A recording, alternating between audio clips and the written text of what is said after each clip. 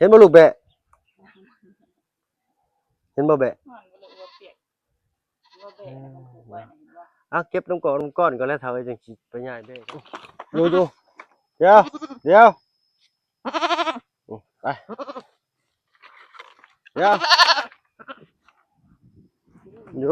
เดี๋ยวเดี๋ยวลูกเดี๋ยวต้องไปพี่น้องไปพี่เด้อโอ้ยคุยจิโร่หลายดีนี่คุยจิโร่หลายดีเท่าเอ้ยดินอ่อนครับนี่ใหญ่เนาะเปิดคลิปเปิดภาพมาตอนสวยๆหน่อยหนึ่งเตรียมตัวพร้อมเรียบร้อยพร้อมบ่ลูกสาวเอ้ยไปบ่หยิบหมวกไว้พอเด้งกแงกอยู่คอเราเห็นปะไปพี่เลยเนาะพาลูกสาวออกไปเบิ่งหัวครั้งอยู่ให้สวนก่อนพี่เลยเนาะบ่มีคนเบิ่งช่วงนี้ก็ได้ทางตัวพ่อตัวแม่ก็เอาไปแบตแห่งบ่มีทางตัวพ่อตัวแม่ก็ยากนำเม็ดใหญ่พี่เลยเนาะจักสิช่วงที่เช้ามื้อใดเมื่อยเนาะตอนนี้ก็ใช้พึ่งพายาเนาะถ้าเพิ่นใช้ยาพี่ชักอาทิตย์ละหลอดบ่หลอดละพันนี่แหละเพิ่นว่าเมื่อยบ่ได้ก็ซักนะเนาะสิพาน้องอินเตอร์ไปใช้บ่นี่ลูกสาวไปใช้บอกปะลุงอยู่สิจ้างงามกันเด้อสิพาไปนี่เด้อสิจ้างงามก่อนนี่ล่ะเอาขึ้นดีๆเฮ็ดอะไรสิจ้างงามพ่อบอกก็ได้ใช้แม่เฮ็ดให้เบิ่งนี่ให้เบิ่งแม่เฮ็ดน่ะสบายดีบ่ให้เฮ็ดเกี่ยวค่ะสิก็ลูก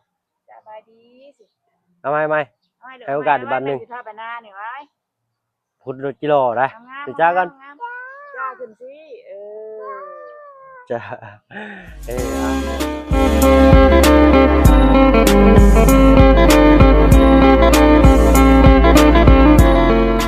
ทักทายเด้อพี่น้องเนาะกับทักทายสบายดี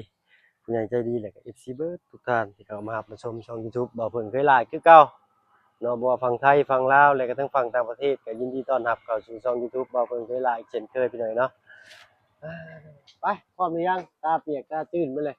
นอนบ่จักนี่พาน้องอินเตอร์ออกไปเบิ่งหัวเบิ่งสวนกับพี่น้องเนาะตัวพ่อตัวแม่เพิ่นยากเวียกทางบ้านเนาะทางพ่อก็ไปเฮ็ดเวียกแล้วก็ทางแม่ก็เบิ่ง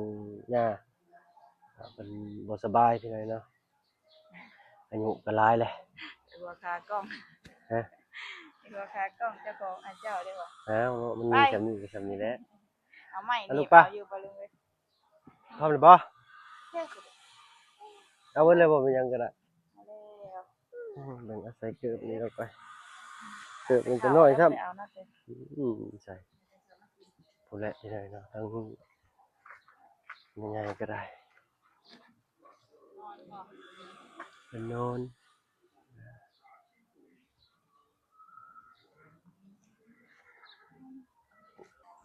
หลับบ่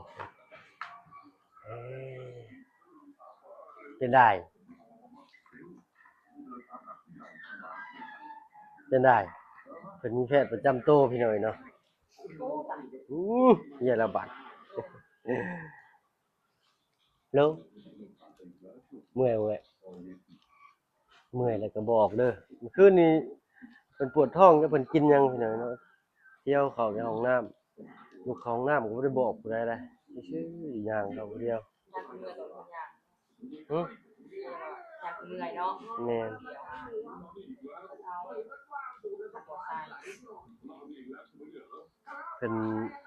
เพิ่นว่าเพิ่นเมื่อยเพิ่นใช้ยาหยังก็ให้พันยาที่ว่าซักเป็นหลอดนะ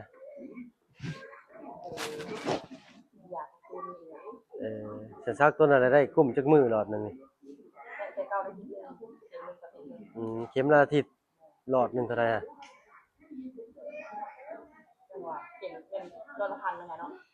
หลอดละพันพี่น้อยเนาะหลอดละ1,000 บาทพี่น้อยเนาะ600,000ปลาย650,000 685,000แม่นเนาะ เลย685,000ได้อาทิตย์หนึงพี่น้อยเนาะถ้าว่าเบิดยานั่นก็เมื่อยเข้า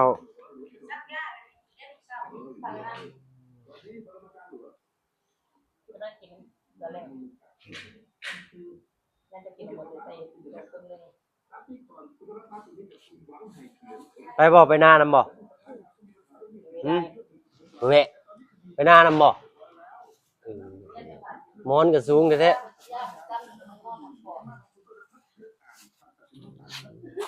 เมื่อยว่าตอนนี้เมื่อยปานใด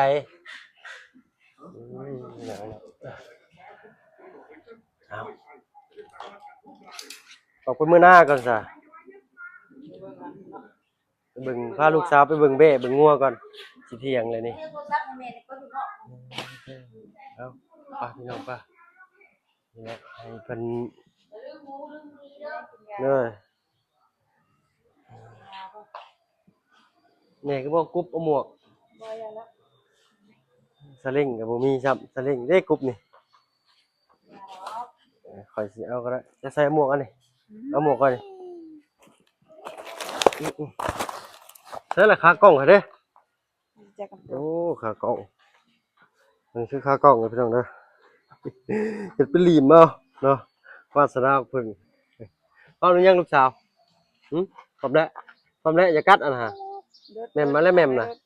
เอาแล้วแม่มน่ะ เอาเร็ว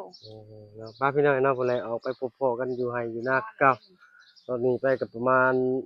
300เมตรเนาะฮอดไห้นาตะกร้าไปเบิ่งกันพี่น้อยมาแต่หลายเทื่อก็บ่ได้ออกไปเบิ่งไห้นาซ้ำพี่น้อยเนาะไปพุ่นแหละพบพ่อกันอยู่ตรงหน้าเลยพี่น้องเนาะยังบ่ทันฮอดจอดเสียก่อนยันลูกสาวอยากขนม อันนี้ก็หัดข้อซ้ำกรุ๊ปนี่ก็ได้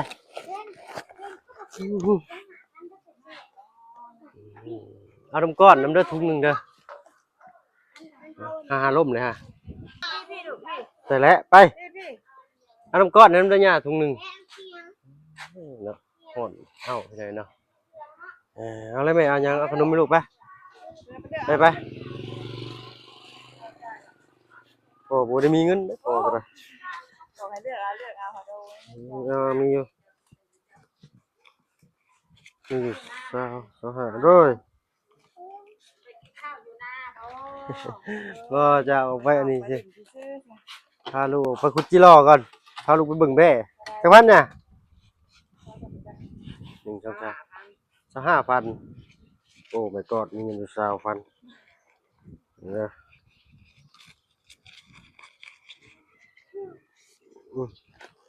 อย่าอมอย่าอม ครับได้จ้ะป้าบัดนี้ป้าพี่หน่อยเนาะมาพ่อต้นมะกระสังเนาะทางป้าป้าใหญ่เพิ่นมักเด้อเท่าเนาะทางฝั่งไทยเพิ่นเอิ้นมากหยังพี่หน่อยเนาะกินเอาใบอ่อนๆไปกินกระสุบหน่อไม้เอาแวะสุกศาลาสิก่อนพี่หน่อยเนาะเพิ่นกำลังปลูกฉากไว้ข้างหลังก็มีอีก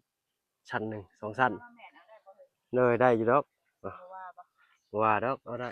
คือหมามันมุนเนาะ มากันหมอกสิบักสังหวานเด้ต้นยังเนาะพี่น้อยเนาะเพิ่นเอิ้นนั่นน่ะทางฝั่งไทยเพิ่นพี่น้อยเนาะบ่เอิ้นบ่ได้คือกันไดเพิ่นเอิ้นอีกอย่างหนึงเนาะเว้าอยากออกอยู่ครับคิดบ่ทับบ่พออันนี้เป็นทางเข้าไร่เข้านาคือเก่าพี่น้อยเนาะยามไร่ยามนานี่ก็เขียวคักมีแต่ต้นยางนาเพิ่นได้พี่น้อยเนาะจักปีตั้งแต่เกิดมาก็เห็นต้นส่ำนี้โดดได้พี่น้อยนะแต่เก่านี่เป็นนานี่ปรับปรุงใหม่ อ้าวพูดแล้วพบพ่อกันพี่เลยเนาะอยู่ไฮนาตะกร้าไปทางเด้อเนาะเลยหึได้แล้วเห็นว่ายินบ่เสียงแบห้องยินบ่เห็นบ่เพิ่นมักแบ้เลยพี่เลยเนาะพาลูกสาวมาเบิ่งแบ้เบิ่งยังกินแต่ผักนี่เอายก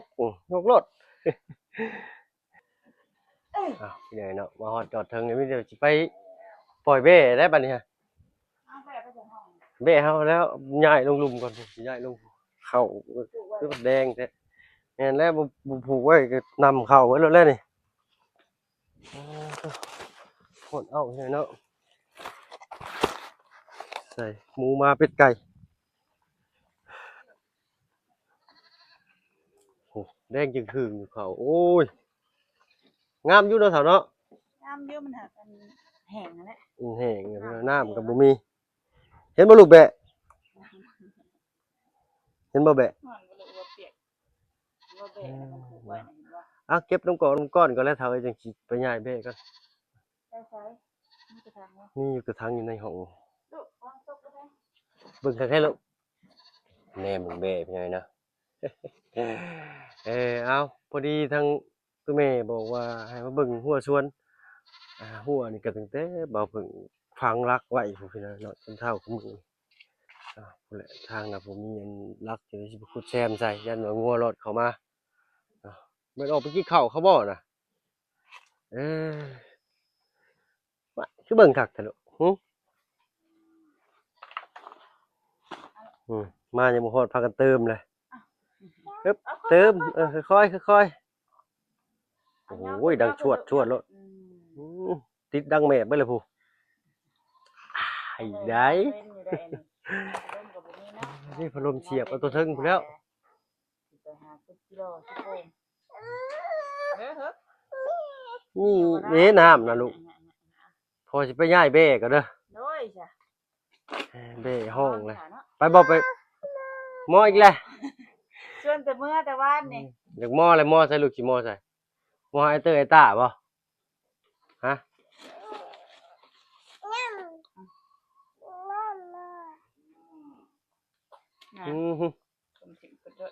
คักอะลีนี่พี่น้อยเนาะเอาเดี๋ยวสิออกไปหาย้ายแบ่ก่อนบัดนี้โอ้โธ่มามันร้อนมันก็ขวัดหลุมอยู่ ของแล้วบาดนี้น้องสะจนอันสิครึ่งปียังบ่มีน้ำอยู่โพดโพแต่เก่าสำนีน้ำท่วมไร่ท่วมคันเนี่ยพี่น้อยเนาะปีนี้แห้งแล้งแห้งเลยเอ็ดแด้ก็ได้ผู้ใดเด้มาผูกติดกับอันนี้ติดกับหัวมันก็อยู่ที่นิ่งอยู่แล้วนี่เงียบร้อยแล้วบาดนี้จะได้บาดเสียวอยู่ใส่ไปดิคิดนี่เนาะแต่ว่าอันนี้เสียงแบ่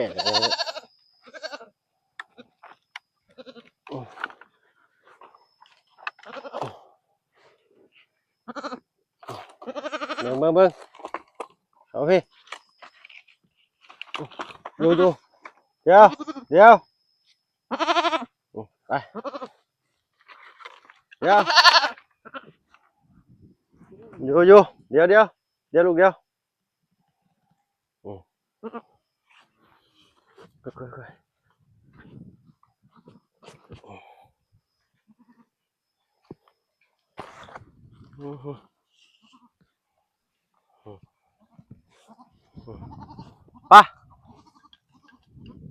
พี่ลงหลุมไป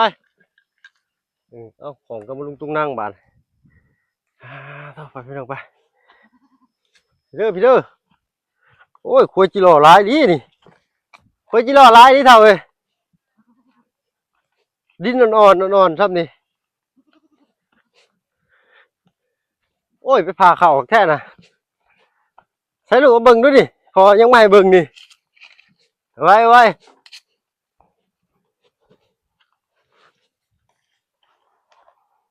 ใช่เอ้ยเบิ่งดูพอยังไม่ให้เบิ่งนี่เห็นป่ะนี่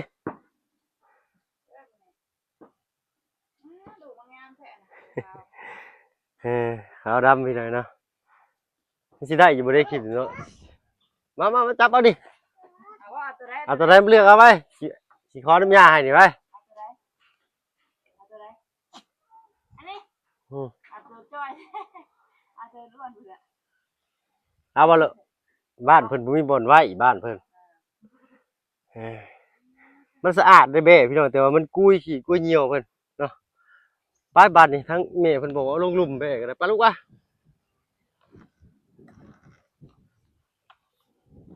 พี่น้อยน่าจะได้ไปเอางัวอีกพี่น้อยนะ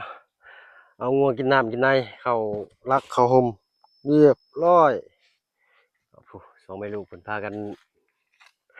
หาขุดจิหล่อเลยแต่ว่าขุดง่ายดินทรายพี่น้อยนาดินทรายแต่ถ้าเกิดว่าเฮาดำน่ะมันอยากดำยาก แต่ว่าเขาดำบ่ทันนะมันแข็งดินมันแข็งแห้งมันดินมันเจ็บแล้วมันเริ่มแข็งนะโอ้ตัวแดดแห้งเลยมันโอ้เขาเพิ่นก็ได้งัวกินจะเป็นเดินนี่เนาะโอ้ตู้เหมือนงัวเขาไปลักกินข้าวเพิ่นบ่โคตรโหดแท้เพิ่นสิหายหัวเอาแหละของนี่เลย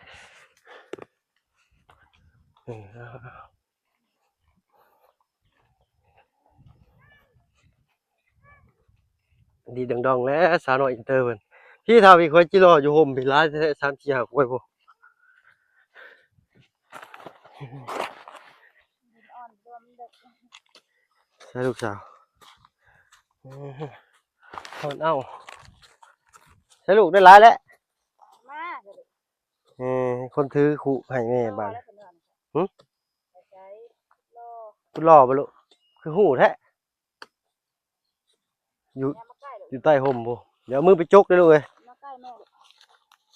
กุดโพได้มือขั่วให้แม่ใหญ่กิน ได้บ่เจ็บท้อง กินได้อยู่จิรอนี่ ยามาใกล้แล้วเด็กคิดหาไม่เนาะ เด้แม่โอ้ยบ่ มาเนี่ยไปก่อนลูกไปมาก่อนสิลูก มาพี่ไว้มาพี่ไว้มาพ่อพี่ป่ะ ไม่ไร มาพี่เต้ยเฮ็ดพี่เชิญน่ะ สิเบื่อ เอา เลือกแค่อันนี้ เอาแม่ขวดนมมาแม่คนกับขู่ซ้ำกันเลยรู้ป่ะเต้ยนี่เอ้ยลูกสาวก็ได้แค่แม่มอย่าเข้าใกล้แล้วเอาไว้พี่ลูกมา เอาไปก่อนลูก เข้าเอ้ยเยิ่มมันนะว่าเอาฟัดเคลียร์ ถึงง่ายได้ โอ้ยคุณบุเป็นเคยเบิ่งครั้งแล้วนี่ เลิกลงสิ นี่เห็นขีมแล้วเลย เป็นขี่มันใกล้ถึงแล้ว นี่เดี๋ยวมันออกไปแล้วบ่จักขี่ไปไว้เชื่อเนี่ยอยู่หูเปลวบ่จัก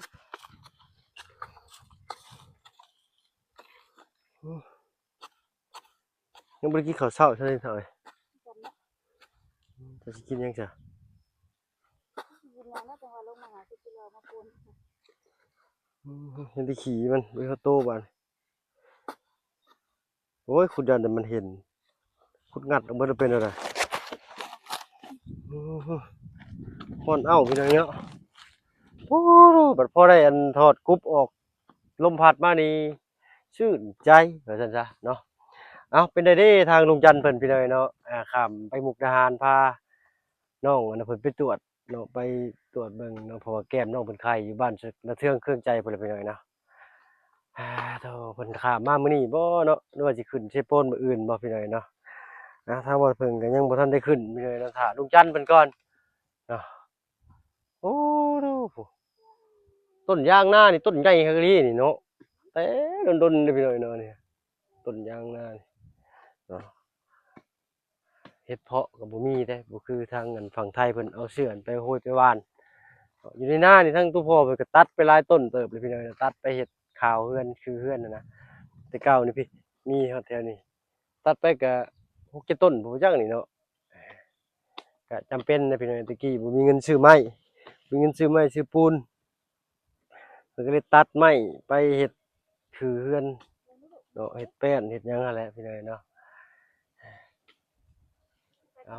เส้นทางไปให้ไปนาผู้คนก็สะดวกสบายพี่น้องเนาะฝนตกก็บ่ได้ลื่นได้มีแต่เป็นดินทรายเด้อพี่น้องเนาะ เอ้าพบพ่อกันคลิปหน้าพี่น้อยเนาะสำหรับคลิปนี้ถ้าบ่เพิ่งเลยครอบครัวก็สิขอตัวลำลาแล้วพี่น้อยเนาะอินเตอร์เฮ็ดอะไรก่อนจะจ้ากันเร็วๆจ้าพี่พี่